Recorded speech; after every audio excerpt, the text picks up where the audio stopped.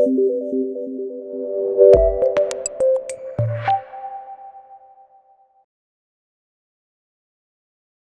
start off, most everyone involved in a budget process these days has a daily interaction with Excel and the ability to write formulas and functions to empower the ease of estimating numbers for budget owners.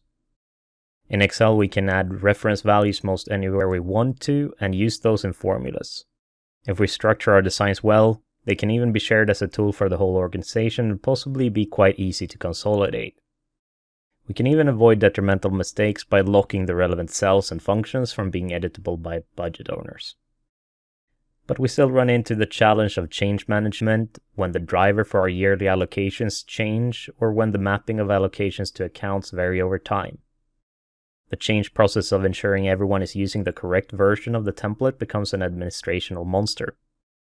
In Bizview, we have multiple solutions to ensure ease of consolidating budget owner inputs, along with a dedicated user interface for solving a multitude of challenges normally associated with using spreadsheets for the budgeting process.